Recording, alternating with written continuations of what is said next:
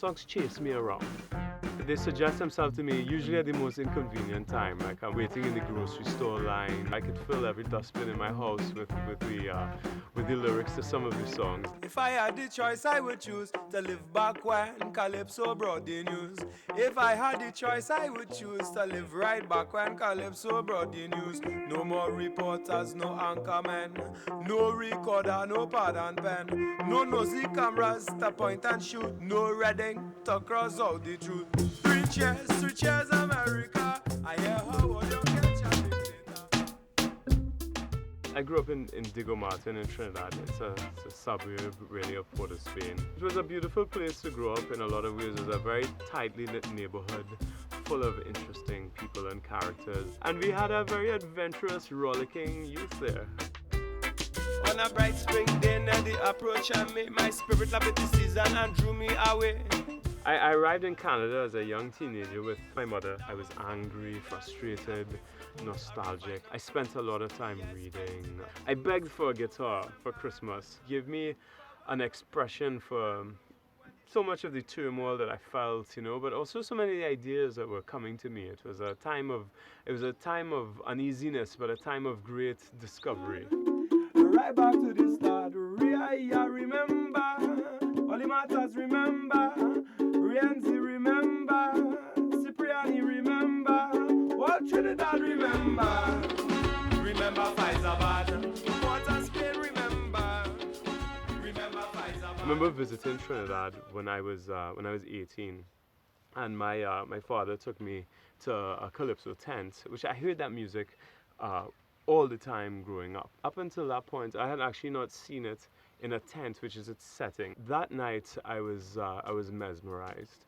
These various calypsonians got up and sang extremely witty songs about all of the wayward politics of the day. Just the relationship with the audience, the heckling, the verbal duels between the MC, and all in the biting good nature, which is really at the soul of Calypso. So ever since then, I was starting to write in the form, in the style. Kobo Town began as this meandering into the world of Calypso, but with all of the musical vocabulary of the time and the place that I was living, which at the time was bustling Toronto.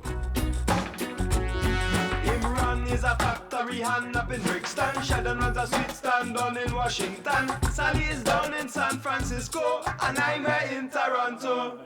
And when we dream, time and space. Recording with Ivan Duran, it's been a case of working in dialogue with somebody who has done profound things with the music of the region. He's a very challenging producer. The criteria that he has placed on things is that while the folkloric Trinidadian element is very powerful over the record, people have got to be able to relate to it.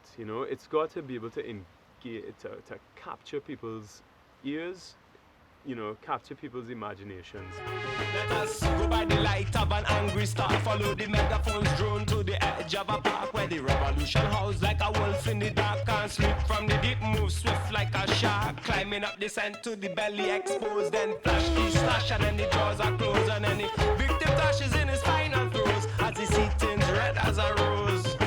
Kingdom come, drawn by the smell of the blood and chum.